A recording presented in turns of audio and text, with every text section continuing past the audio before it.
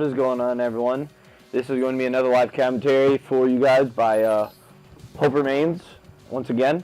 This time it's going to be about the new policies that Microsoft just released today about the Xbox One always being online, the DRM policy for it, and for the used game policy that they just updated, and about which console you guys are going to be pre-ordering. I'd love to know. Let me know in the comment section below. And let me know your feedback. I would love to hear what you guys think about which console is going to be better, the games that are going to be coming out for them, everything like that.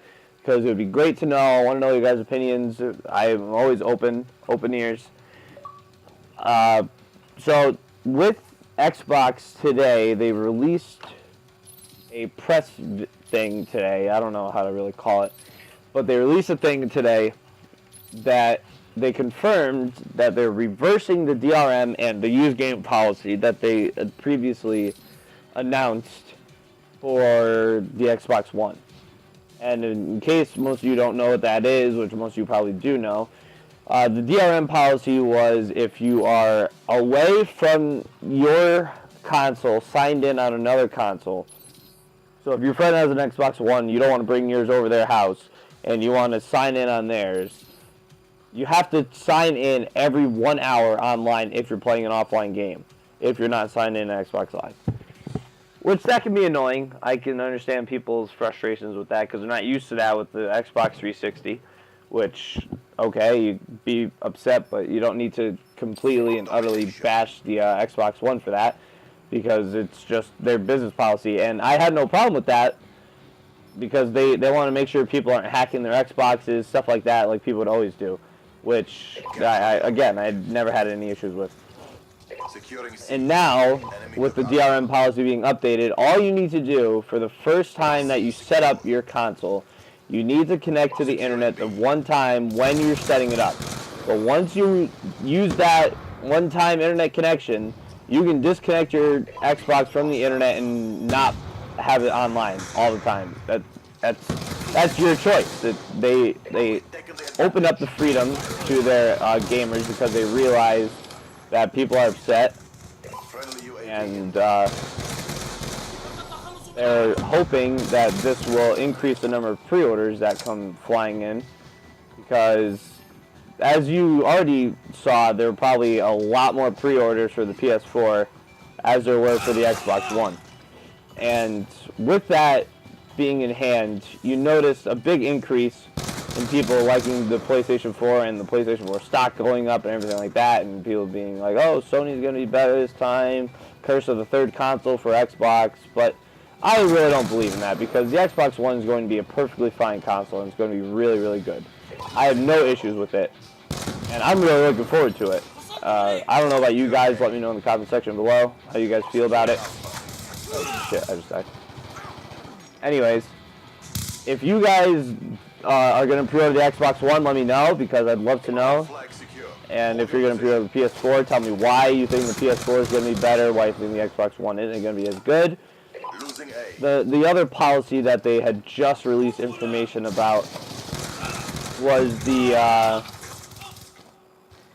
forget what it was. Oh, the trading game, used game policy that they originally had released, which it was really confusing at first, but they cleared it up, and they said that the only way you can, like, give your friend a game is if they're on your friends list for 30 days, or they're a family member, and you can only give that person the game once, and you can never get it back again. So once you give it to them, it's theirs to keep forever, and they can't give it to anyone else. Which I didn't have a problem with, because it saves developers a lot of money, because the used games in the Xbox world, or PlayStation world, anything, causes developers to lose a whole lot of money. Because the used games, they sell them dirt cheap at these third-party retailers like GameStop, EB Games, like all these places. They were getting a crap ton of money from their games that they would develop and charge them like $50 for a game that was used, and they would get money off it, while the developer only gets their $60 that they paid, or that we paid to buy it, and then that's it. They only get those $60. But and it screws them over. So I didn't have an issue with that. But with the new policy, you can trade in games, give your friends games. Like, there's no limit on anything anymore, which I'm happy about, because people will stop like being bitchy and moany about how the Xbox One is going to suck because of their youth game and always online policy. Because that's really the only thing that was stopping people from pre-ordering that console.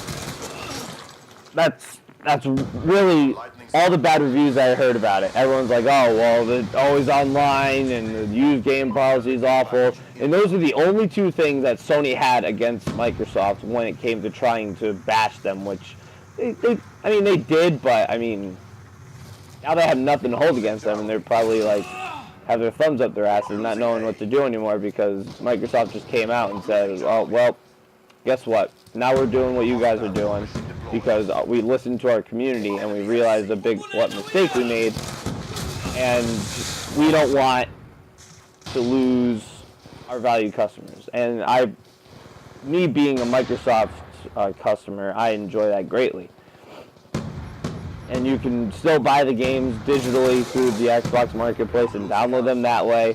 And download them right onto your console, so you don't have to buy a disc. You can share your gameplay footage with your friends and family over Xbox Live, because the Xbox One has a gaming DVR built into it, which is another thing why I like. I mean, the PS4 does also, but me being a heavy Call of Duty gamer, competitive gamer, it's nice to have the DVR. I mean, I have a capture card, obviously, but for those that don't have capture cards, it will allow them to get gameplay out there that, for users that don't have the money to spend like $150-200 on a very good capture card, which can affect people because they don't want to spend all that money, and people can be really upset by that because they're looking to spend all their money just on the console, and they don't want to have to spend all this extra money just to show off the gameplay and stuff like that. And with the Xbox One, you'll be able to do that.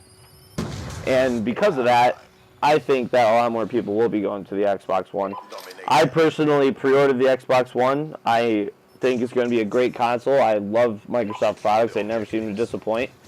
The only thing I'm not looking forward to is trying to sell all my Xbox 360 stuff, because I'm not going to be needing it anymore, because all my games, my console, my controller, they're all going to be pretty much useless. I may hold on to it for a little while, because I don't know if some of my friends are going to be getting the Xbox One immediately like I am, because I pre-ordered it through Microsoft, so I'll get it the day it's released. So I may keep it for a little while. I may sell my SCUF controller that I use. If none of you know what SCUF is, I'll put the link in the description below of their website. They're a company that makes custom controllers with two little paddles on the back. I'll put an image of it in the video so you can see what it would look like. Not of mine, but of a SCUF controller. So, and it really helps with Call of Duty because they have the paddles on the back where you can jump like this and knife like that. And when you jump and knife, you don't have to move you can like aim and jump at the exact same time. And you won't have to worry about moving your thumb off the analog stick and then having to go back, because then you can always be aiming constantly. And it gives you an advantage to other people, but it's not a modded controller. It's Microsoft approved, it's MLG approved, all that good stuff. So they approved the controller. It just enables you, like, you're able to turn like that much easier. It enables you to perform better and use all of your fingers to the fullest abilities. And they also have what's called trigger stops. So like for my M8, like in between shots, I won't have to put the trigger all the way down, which will enable me to shoot quicker in between shots instead of having to wait for the trigger to come back up. You may think, oh, well, it's only like milliseconds, but those milliseconds tend to matter when it comes to competitive and you're in a gunfight and you're trying to win a gun. Wow, I just got demolished there. Another thing I'm looking forward to, okay, calling my lightning. Another thing I'm looking forward to with my Xbox One are the games coming out. Halo 5, well, not called Halo 5, but what we can assume to be Halo 5 is coming out. That kid just got turned on. Halo 5's coming out, supposedly. Battlefield 4 is already announced. I'm getting that game. You're going to see me recording a lot of that Call of Duty Ghosts, and not really looking forward to that. FIFA, that's going to be pretty cool. Final Fantasy, alright. Connect Sports Rivals, believe it or not, that was really cool. Madden 25, Minecraft, I always love Minecraft. Project Spark looks pretty cool. Rise, Son of Rome looks awesome. Star Wars Battlefront looks awesome. Titanfall looks incredible. I can't wait for that game. Watch Dogs, like there's so many. Zoo Tycoon, didn't even know that was a confirmed game. I hope you guys enjoyed the gameplay and the commentary. Please let me know what console you guys are going to get in the comment section below. So yeah, that's pretty much it, guys. I am out for today. Peace.